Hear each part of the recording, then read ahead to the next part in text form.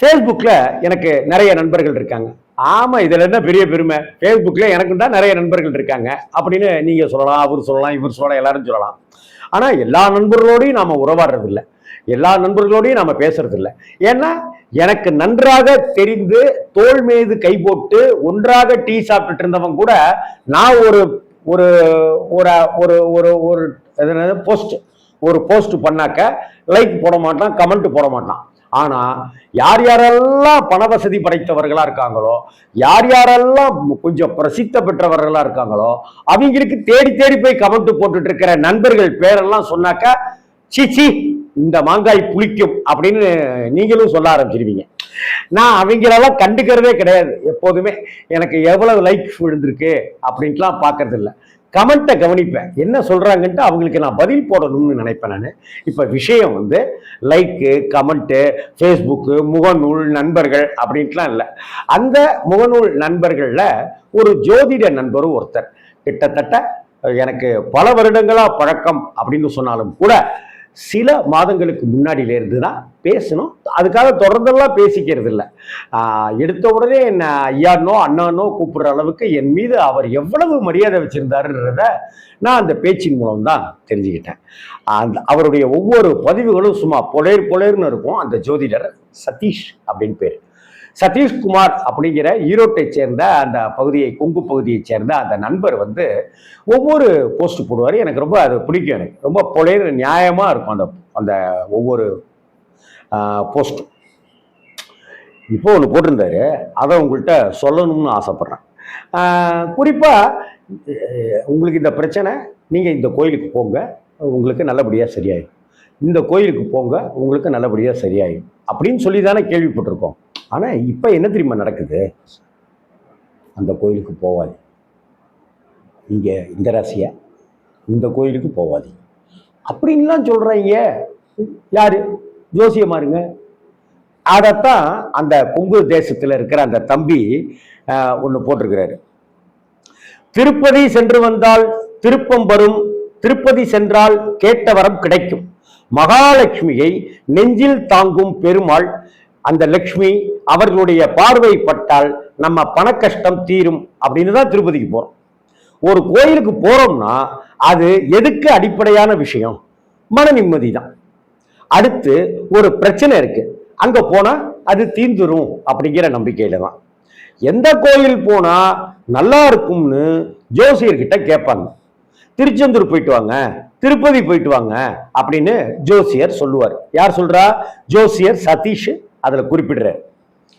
ஆனா இப்ப இந்த யூடியூப் ஜோசியக்காரங்க எல்லாரும் இந்த 3 ராசிக்காரங்க திருப்பதி போனா ஆபத்து, எந்த ராசிக்காரங்க தெரியுமா அப்படின்னு ஒரு தம்ப்நெயில்ல போட்டு அப்படி வச்சிடுறாங்க. என்ன கொடுமையாகுது? இனிமே இந்த 3 ராசிக்காரங்க முருகனை கும்பிட்டா ஆபத்து அப்படின்னு வீடியோ போடுவாங்க. இதெல்லாம் பார்த்தா விட்டு வெளுத்தெடுக்கணும்னு தோணுதுன்னு சதீஷ் கோபப்படுறாரு. கடவுளுக்கும் கோயிலுக்கும் என்ன பேதம் இருக்கு? நவகிரக ராசி நட்சத்திர தோஷங்கள் பாதிப்புகளுக்கெல்லாம் அப்பாற்பட்டது தானே திருப்பதி தேவஸ்தானம், அந்த திருத்தலம். அது தேவலோகம். அன்னபூர்ணி அனுகிரகம் செய்கிற இடம். அது செல்வம் பெருகி கிடக்கிற இடம் தான் திருப்பதி. குபேரன் செல்வத்தை கணக்கு பார்க்கிற குபேர புரி தான் திருப்பதி. அந்த இடத்துல போய் 3 நாள் தங்கிட்டு காசு செலவு செஞ்சு சாப்பிடாம கிடைக்கிறத சாப்பிடுங்க. சும்மா இருக்கும் போதெல்லாம் யாருக்காவது உதவி செஞ்சுட்டு சாமி கும்பிட்டுட்டு வாங்க, பிரச்சனை தீரும்னு பலருக்கு நான் பரிகாரமா சொல்லி அனுப்பியிருக்கேன். அவங்களுக்கு பலன்களும் கிடைச்சிருக்கு. யூடியூப்ல நல்ல ஆன்மீக விஷயங்களும் ஜோதிட வீடியோக்களும் இருக்கு. ஆனா இந்த மாதிரி குப்பைகளும் இருக்கு. நாம தான் அதை சரியா பார்த்துக்கணும்னு அந்த சதீஷ்ங்கிற என்னுடைய நண்பர், அன்பு தம்பி ஜோதிடர் சதீஷ் குறிப்பிட்டிருக்காரு. அதனால இந்த கோயிலுக்கு போனா நீங்க நல்லா இருக்க மாட்டீங்க அப்படின்னு சொல்ற எந்த ஒரு ஜோதிடர்காரர்களும் அவர்கள் ஜோதிடர்களே இல்லை அப்படிங்கிறத புரிஞ்சுக்க. எல்லா கோயில்களும் வழிபடுவதற்காகத்தான் இங்க கட்டப்பட்டிருக்கு. எல்லா கோயில்களும் சும்மா எனக்கு இடம் இருக்கு அதனால கட்டுறேன் அப்படின்னு ராஜாக்கள் கட்டிடல. எல்லா கட்டிடங்களுக்கு கோவில்களுக்கு உள்ளாரையும் ஒரு தெய்வ சக்தியை சித்த புருஷர்களும் மகான்களும் தபஸ்விகளும் ஏற்படுத்தி கொடுத்துருக்கிறாங்க. அப்படித்தான் இங்க தஞ்சை ராஜராஜ சோழன் கட்டிய பெரிய கோவில்ல இருந்து எத்தனையோ கோவில்கள் எல்லாமே அப்படி கட்டினதுதான். சேர தேசத்திலேயா இருக்கட்டும், சோழ தேசத்திலேயா இருக்கட்டும், பாண்டிய தேசத்திலேயா இருக்கட்டும், கோவில் கோவிலா கட்டி அழகு பார்த்திருக்கிறான். கட்டளை கோவில் கட்டியிருக்கிறான். இப்படி எத்தனை விதமான கோவில்கள், எத்தனை விதமான தெய்வங்கள், சிலா திருமேனிகள் அப்படின்றலாம் இருக்கு. அதனால கோவில் என்பது கும்பிடுவதற்காகத்தான். நீங்க அங்க போனா சரி வராது அப்படின்னு சொல்றதுக்கு கிடையாது. அப்படி எந்த தெய்வமும் உங்களை அப்படிலாம் கைவிட்டுறாது. அப்படி கைவிட்டால் அது தெய்வமே கிடையாது. அதனால இந்த மாதிரியான புதுசு புதுசா பொருளி கலப்புறவைகளை நம்பி ஏமாந்துடாதீங்க.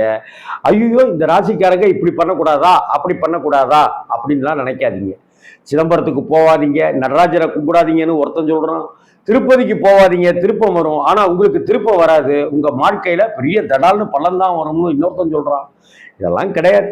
வாழ்க்கையில நல்ல நல்ல திருப்பங்கள் ஏற்படணும்னா திருப்பதிக்குன்னு இல்லை, உங்க தெருமுக்குல இருக்கிற பிள்ளையார் கோவிலுக்கு கூட போகலாம். வாழ்க்கையினுடைய திருப்பம், நல்ல திருப்பம் அங்கிருந்தே கூட ஆரம்பிக்கும். அதனால தயவு செய்து இந்த உட்டாலக்கடி யூடியூப் ஜோசியக்காரர்கள் கிட்ட இருந்து விலகி இருங்க.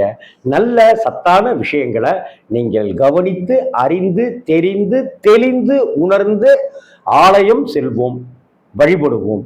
அந்த தென்னாடுடைய சிவனையும் அந்த பரமாத்மாவையும் பெருமாளையும் வணங்கி ஆராதிப்போம். வெற்றிவேல் முருகனுக்கு அரோகரா, வீரவேல் முருகனுக்கு அரோகரா, ஞானவேல் முருகனுக்கு அரோகரா, பாலகுமாரனுக்கு அரோகரா.